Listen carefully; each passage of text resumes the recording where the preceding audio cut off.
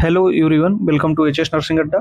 तो दोस्तों, आज के इस वीडियो में हम लोग डिस्कस करने वाले हैं फाइनेंशियल मैनेजमेंट। फाइनेंशियल मैनेजमेंट जो है ये यूनिट 10 है, नर्सिंग मैनेजमेंट एंड लीडरशिप जो सब्जेक्ट है बीएससी नर्सिंग 6 सेमेस्टर का। तो उसकी ये यूनिट 10 होने वाली है। तो ये वीडियो जो है 160 होगी और जो वीडियो है वो सिलेबस के अकॉर्डिंग होगी, क्योंकि जो आपका सिलेबस है आईएनसी के अकॉर्डिंग है, तो उसी के अकॉर्डिंग ये वीडियो होगी। सिलेबस के अकॉर्डिंग इस वीडियो में सारे टॉपिक जो है कवर किए गए हैं और वीडियो जो है वो 160 होगी।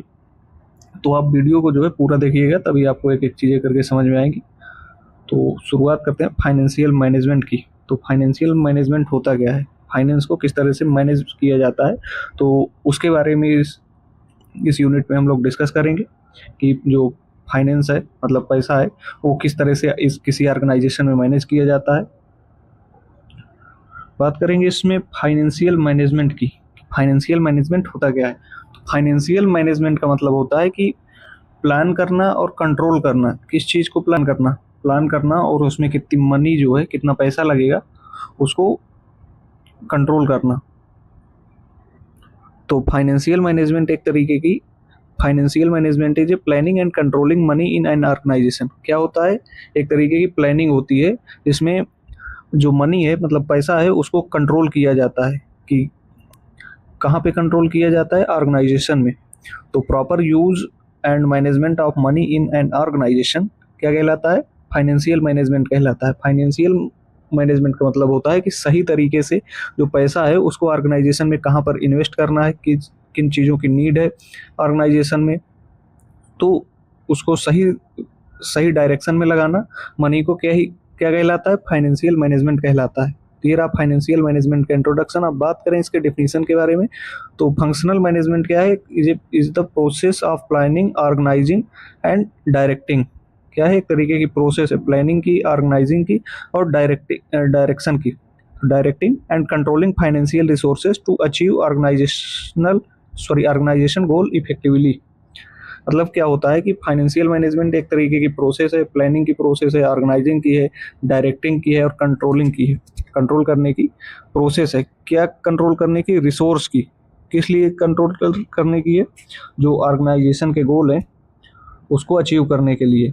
मतलब कोई भी कंपनी है उसके क्या गोल्स हैं, क्या फ्यूचर प्लानिंग है, तो उसमें कितना मनी इन्वेस्ट होगा और किस तरह से सारी चीज़ें वर्क करेंगी, तो उसको क्या करना, मैनेज करना ही क्या कहलाता है, फाइनेंशियल मैनेजमेंट कहलाता है। तो ये होता है फाइनेंशियल मैनेजमेंट।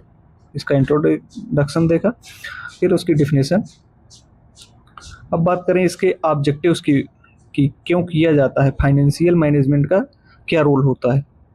तो फर्स्ट है इंश्योर फाइनेंशियल कंट्रोल। फाइनेंशियल जो है उसको कंट्रोल करने के लिए, फाइनेंस को कंट्रोल करने के लिए फाइनेंशियल मैनेजमेंट किया जाता है।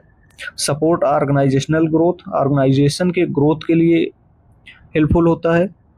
यूज फंड इफिशिएंटली, मतलब फंड का सही तरीके से यूज करने में हेल्पफुल होता है। रिड्यूस फाइनेंशियल रिस्क, कोई भी फाइनेंशियल रिस्क होता है तो उसको क्या करने में, रिड्यूस करने मतलब कम करने में हेल्पफुल होता है। फिर है proper utilization of fund, proper सही तरीके से यूज करने में हेल्पफुल होता है।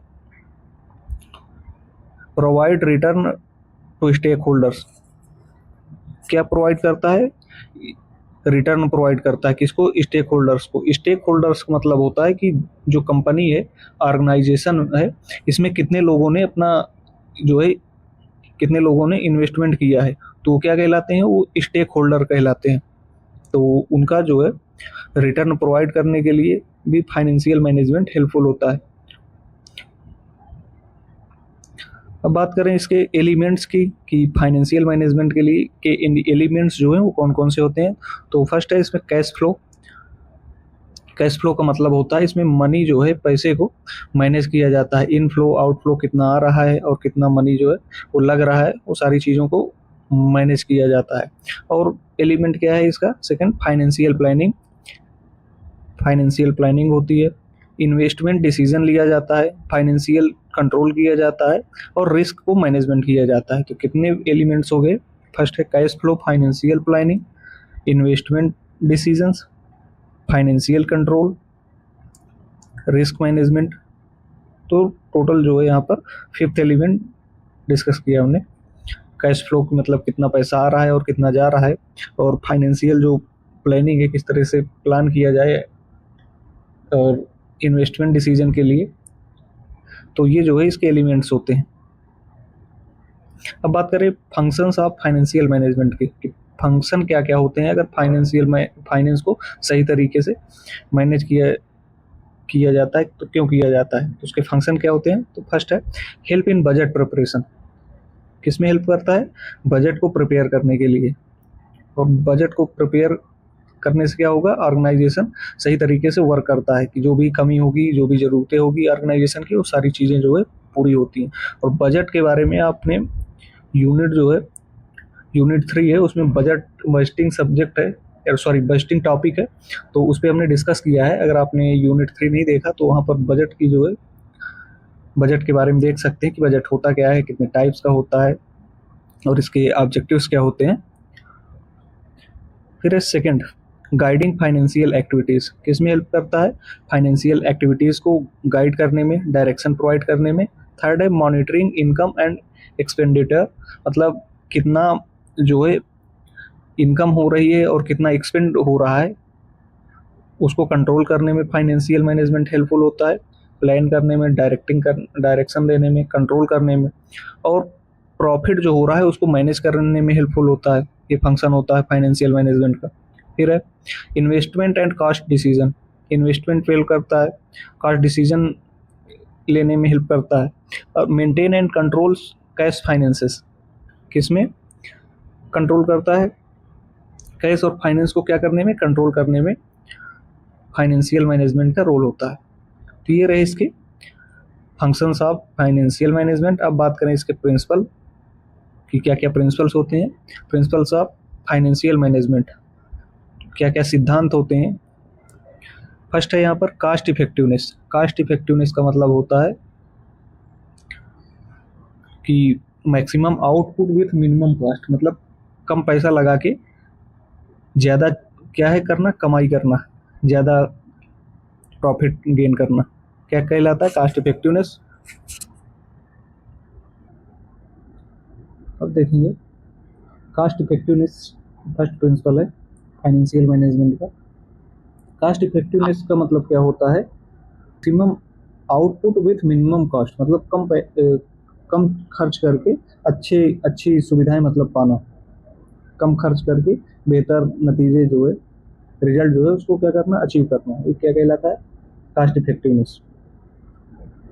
फिर प्रॉफिटेबिलिटी का मतलब होता है इफेक्टिव यूज ऑफ फंड, सही तरीके से जो है फंड का यूज करना। फिर आता है फ्लेक्सिबिलिटी मतलब होता है कि जो भी चेंजेस आ रहे हैं उसको अडॉप्ट करना।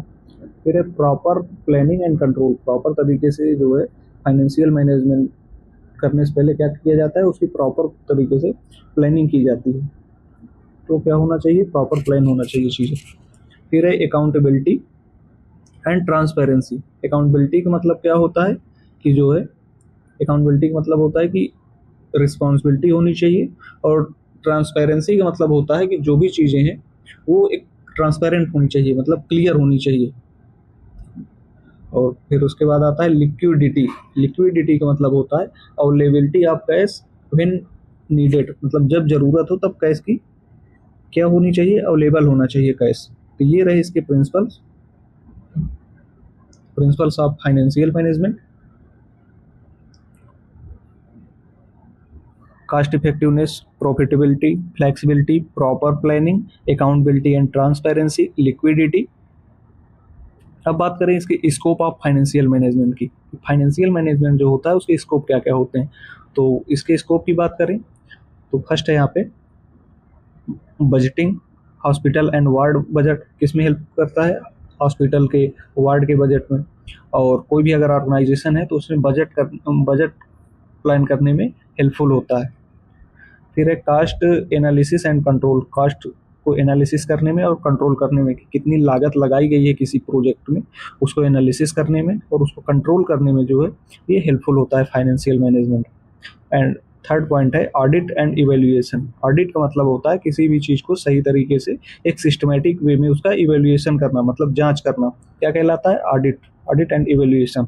उसमें फाइनेंशियल मैनेजमेंट का स्कोप होता है। फिर आता है next point, financial decision making. Finance से रिलेटेड कोई भी अगर प्रॉब्लम आ रही हो उसमें क्या करने में, डिसीजन मेकिंग मतलब सही फैसला करने में क्या करता है, हेल्पफुल होता है।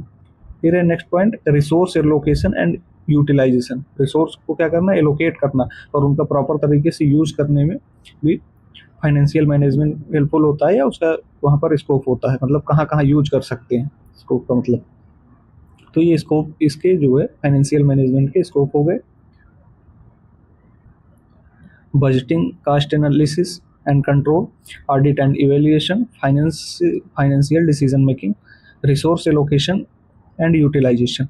ये रहा scope, principles, functions, elements, objectives and definition, introduction.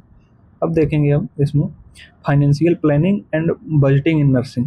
तो फाइनेंशियल प्लानिंग क्या होती है और बजटिंग का नर्सिंग में क्या रोल होता है। तो बजटिंग जो है हमने यूनिट 3 में डिस्कस कर लिया है, तो वहाँ पर आप जाके देख सकते हैं बजट के बारे में, क्योंकि ये जो सब्जेक्ट है नर्सिंग मैनेजमेंट एंड लीडरशिप, इसमें कुछ टॉपिक ऐसे हैं जो हर यूनिट में रिपीट हो रहे हैं। तो यहाँ पर देखते हैं फाइनेंशियल प्लानिंग क्या होती है। फाइनेंशियल प्लानिंग का मतलब होता है किस तरह से प्लान किया जाए कि ऑर्गेनाइजेशन बेस्ट तरीके से वर्क करे और उसमें जो भी एक्सपेंसेस हो रहे हैं वो प्रॉपर तरीके से यूटिलाइज किए जा सकें, इसलिए फाइनेंशियल प्लानिंग की जाती है। और बजटिंग का क्या रोल होता है नर्सिंग में, तो budgeting is a planning and allocating money for nursing activities. Budgeting क्या है, क्या करती है, प्लान करती है और एलोकेट करती है मनी, किसके लिए, नर्सिंग सर्विसेज, नर्सिंग एक्टिविटीज़ के लिए, मतलब जो नर्सिंग में एक्टिविटीज़ की जाती हैं, प्रोसीजर किया जाता है, केयर प्रोवाइड की जाती है, उसके लिए जो इक्विपमेंट लगते हैं उसके लिए क्या करना, मनी को, पैसे को एलोकेट करना। मतलब क्या होता है कि मतलब वो करना, मनी को प्रोवाइड करना। अब बात करें इसके फाइनेंशियल प्लानिंग के स्टेप्स के बारे में, तो कितने स्टेप होते हैं। सबसे पहले फाइनेंशियल प्लानिंग करने से पहले हम लोग क्या करते हैं कि किस लिए फाइनेंशियल प्लानिंग की जा रही है, तो नीड को सबसे पहले क्या करेंगे, असेसमेंट ऑफ नीड्स, नीड को असेस करेंगे कि क्यों फाइनेंशियल प्लानिंग कर रहे हैं। फिर उसके बाद डाटा कलेक्शन किया जाएगा, कलेक्ट डाटा।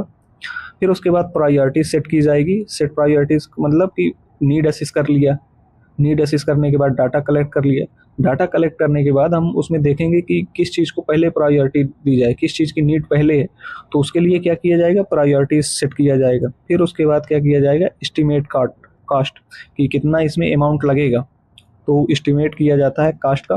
फिर उसके बाद क्या किया जाता है, प्रिपेयर प्रपोजल। प्रपोजल को क्या किया जाता है, जो भी चीज़ें ये सारी लगेंगी उसको प्रिपेयर कर लिया जाता है। प्रिपेयर करने के बाद अप्रूवल किया जाता है। अप्रूवल किससे लिया जाता है, जो बजट को अप्रूव करेगा, मतलब हाई अथॉरिटी जो मैनेजमेंट होगा वो अप्रूव करेगा। अप्रूव करने के बाद जो है, जैसे अप्रूव हो गया, अप्रूव करने के बाद इसका इम्प्लीमेंटेशन किया जाता है। इम्प्लीमेंटेशन करने के बाद मॉनिटरिंग किया जाता है। तो ये जो है स्टेप्स है फाइनेंशियल प्लानिंग के। किस कोई भी अगर हमको काम करना है तो उसके लिए, कोई भी चीज़ करना है उसके लिए सबसे पहले क्या करेंगे, कोई भी सर्विसेज प्रोवाइड करना है तो उसकी नीड असेस करेंगे कि क्या नीड है, क्यों प्रोवाइड कर रहे हैं। फिर उसके बारे में हम डाटा कलेक्ट करेंगे। डाटा कलेक्ट करने के बाद प्रायोरिटीज सेट करेंगे। प्रायोरिटीज सेट करने के बाद एस्टिमेट करेंगे, एस्टिमेट बनाएंगे कि कितना कास्ट, इसमें कितना मनी जो है इन्वेस्ट होगा, लगेगा। फिर उसके लिए, उसके बाद क्या करते हैं, प्रपोजल तैयार करते हैं।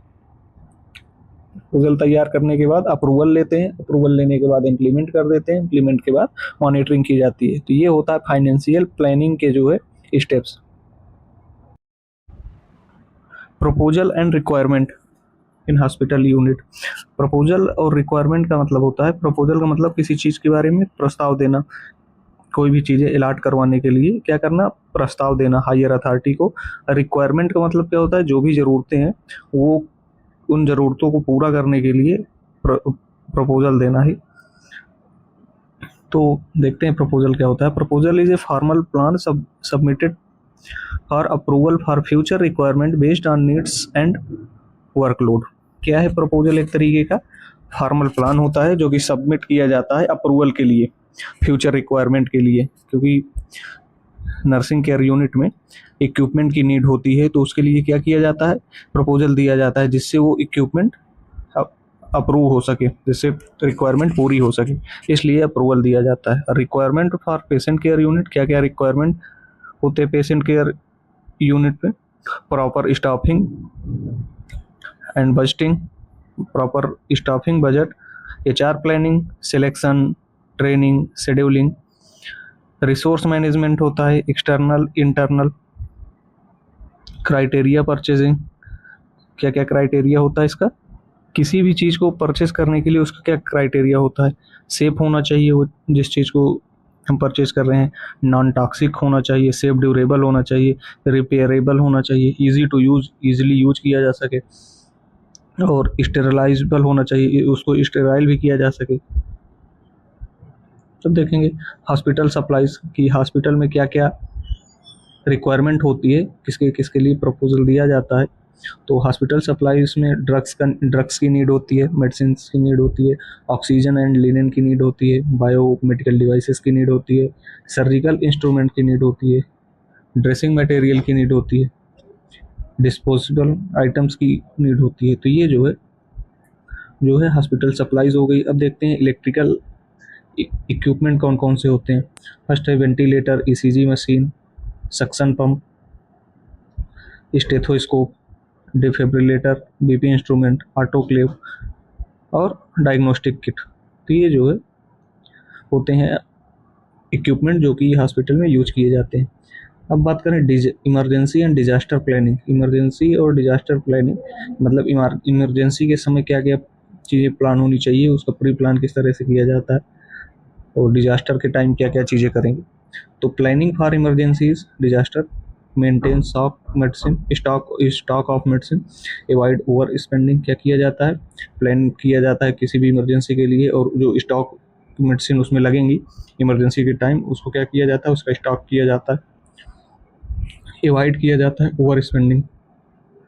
इसमें नर्स का क्या रोल होता है, तो नर्स जो है मेंटेन करती है इक्विपमेंट सप्लाई को, कितना कहाँ यूज होना है, सही तरीके से यूज हो रहा है कि नहीं हो रहा। चेक इन्वेंट्री, रेगुलेटरी चेक करती है। फिर उसके बाद इंश्योर प्रॉपर यूज, कि सही तरीके से यूज हो रहा है कि नहीं। रिप्लेस डैमेज आइटम, जो भी डैमेज आइटम है, ब्रोकन आइटम, उसको क्या करना है, रिप्लेस कर देना है।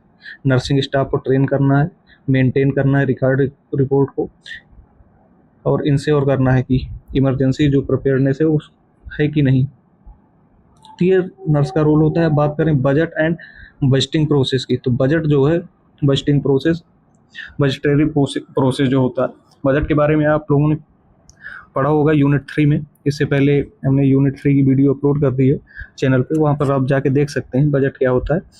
तो यहाँ पर उसी की प्रोसेस है, किस तरह से बजट बनाया जाता है, उसका क्या फंक्शन होता है, उसको देखेंगे। तो budget is a plan of income expenses for a specific period. क्या है, बजट एक तरीके का इनकम का प्लान होता है, और expenses for a specific period मतलब एक टाइम में उसमें कितना खर्च किया गया, कितना बचा, उस सारी चीज़ों का क्या होता है, एक तरीके का डाटा होता है।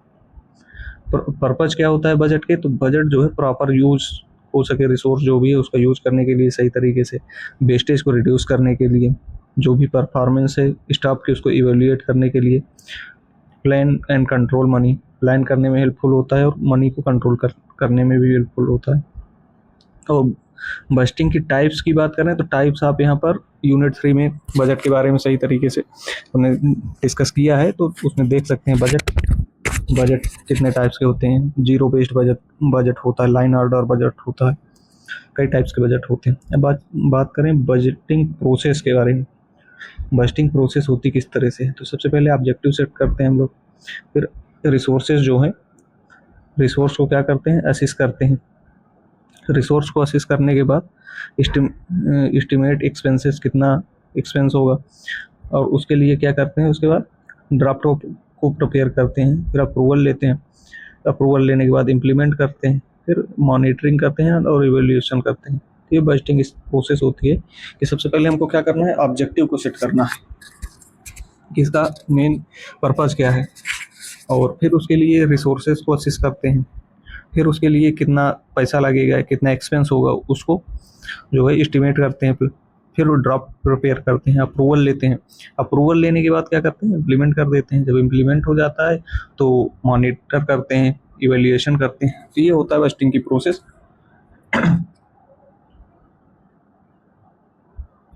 अब देखेंगे इससे बेनिफिट क्या क्या बेनिफिट होते हैं। तो सबसे पहले ये क्या करता है, रिड्यूस करता है एरर्स को, जो भी गलतियां हैं उसको क्या करता है, कम करता है। बेटर फाइनेंशियल प्लानिंग हो पाती है अगर बजट बना के चला जाए तो। फिर है कंट्रोल एक्सपेंसेस, एक्सपेंसेस कंट्रोल होते हैं। Efficient use of resources, improve decision making. तो ये जो है बेनिफिट होते हैं बजट एंड बजटरी प्रोसेस के। अब बात करें फैक्टर अफेक्टिंग बजट, क्या क्या कौन कौन से जो है फैक्टर हैं जो बजट को अफेक्ट करते हैं। इकोनॉमिक कंडीशन, टेक्नोलॉजीज चेंजेस, कोई भी नई टेक्नोलॉजी आई तो उसको क्या करने में, अडॉप्ट करने में, या नई नई मशीन खरीदने में ज़्यादा मनी की रिक्वायरमेंट होगी, तो जो है टेक्नोलॉजी चेंज होने की वजह से भी कई सारी प्रॉब्लम आती हैं। इकोनॉमिक कंडीशन भी अफेक्ट होती है। फिर है लेबर कॉस्ट, इन्फ्लान। फिर आता है इन्फ्लेशन। इन्फ्लेशन का मतलब होता है कि समय के साथ साथ जो है चीज़ों का क्या बढ़ना, रेट बढ़ जाना। मान लीजिए जैसे कोई मशीन है, अगर MRI मशीन आप लेते हैं तो मान लीजिए वो 50 लाख की आ रही है, जिस टाइम आप लेना चाहते हैं उस समय कितने की है, 50 लाख की। और नेक्स्ट ईयर जब वही लेंगे तो उसकी कॉस्ट क्या हो जाएगी, बढ़ जाएगी। इन्फ्लेशन का मतलब होता है कि समय के साथ जो है जो भी इक्विपमेंट है या कोई भी थिंग्स है उसकी चीज़ों का जो है रेट बढ़ जाना। जैसे कोई एक पैरासीटामॉल का टैबलेट है, वो पहले कितने की मिलती थी, 10 रुपए की मिलती थी, 10 रुपीज़ की। अब वही जो है बढ़ के 15 रुपए का, मतलब 15 रुपए का मिलने लगा है। तो ये क्या है, इन्फ्लेशन है। अब बात करेंगे फाइनेंशियल ऑडिट की। फाइनेंशियल ऑडिट क्या होता है? फाइनेंशियल ऑडिट में जो है जो फाइनेंशियल प्रोसेस होती है उसकी जो है क्या किया जाता है, ऑडिट में सही तरीके से सिस्टमेटिक वे में उसकी जांच की जाती है, एग्जामिनेशन किया जाता है, एग्जामिन किया जाता है कि जो भी चीज़ें हैं वो एक्यूरेट तरीके से है कि नहीं है। तो वही होता है financial audit. Financial audit is a systematic examination of financial record, accounts and statements to ensure accurate, complete accuracy and not fraud, कि कोई तरीके का, किसी भी तरीके का फ्रॉड तो नहीं है, प्रॉपर तरीके से चीज़ें जो है एक्यूरेट है कि नहीं है, इंश्योर है कि रिकॉर्ड मेंटेन है कि नहीं। तो क्या होता है, फाइनेंशियल ऑडिट होता है। तो फाइनेंशियल ऑडिट एक तरीके की सिस्टमेटिक एग्जामिनेशन है। किसका एग्जामिनेशन है? Financial record accounts statements to ensure करने के लिए किया जाता है कि कंप्लीट एक्यूरेसी, पूरा है कंप्लीट तरीके से एक्यूरेट डॉक्यूमेंट है, कोई फर्जी तो नहीं है। तो इसलिए फाइनेंशियल ऑडिट किया जाता है। तो ये होता है फाइनेंशियल ऑडिट। इसके टाइप्स देख लेते हैं। तो 2 टाइप होते हैं फाइनेंशियल ऑडिट के, external audit and internal audit. External audit done by other independent audit, मतलब क्या होता है, किसी दूसरे पर्सन द्वारा किया जाता है। लेकिन इंटरनल ऑडिट क्या होता है, डन बाई कंपनी स्टाफ, कोई भी कंपनी है उसके स्टाफ के द्वारा जो ऑडिट किया जाएगा वो इंटरनल ऑडिट कहलाएगा। एक्सटर्नल में बाहर का पर्सन होगा। अब बात करें इसके बेनिफिट की, तो डिफेक्ट, एरर्स एंड फ्रॉड को क्या करता है, डिटेक्ट करता है एरर्स को और फ्रॉड को। कोई भी एरर्स तो नहीं है, कोई किसी तरीके का फ्रॉड तो नहीं हो रहा, तो उसको डिटेक्ट करने में हेल्पफुल होता है। इम्प्रूव फाइनेंशियल मैनेजमेंट को इम्प्रूव करता है। इंश्योर करता है अकाउंटेबिलिटी को, हेल्प इन डिसीजन मेकिंग। तो ये जो है फाइनेंशियल ऑडिट के बेनिफिट हो गए। अब बात करेंगे इंपॉर्टेंस इन हॉस्पिटल कि फाइनेंशियल ऑडिट के हॉस्पिटल में क्या क्या इंपॉर्टेंस हो सकते हैं। तो ensure proper use of hospital fund, जो भी हॉस्पिटल में फंड आ रहा है उसका सही तरीके से यूज करना। Prevent miss use and medical resources, support better budgeting and planning, maintain financial accountability in hospital. तो इसके लिए क्या होता है, ये इसका इंपॉर्टेंस होता है फाइनेंशियल ऑडिट का हॉस्पिटल में। तो ये यूनिट जो है आपकी कंप्लीट होती है। अगर इस यूनिट में आपको कोई भी प्रॉब्लम है तो आप कमेंट करके बता सकते हैं। बाकी मिलते हैं नेक्स्ट क्लास में।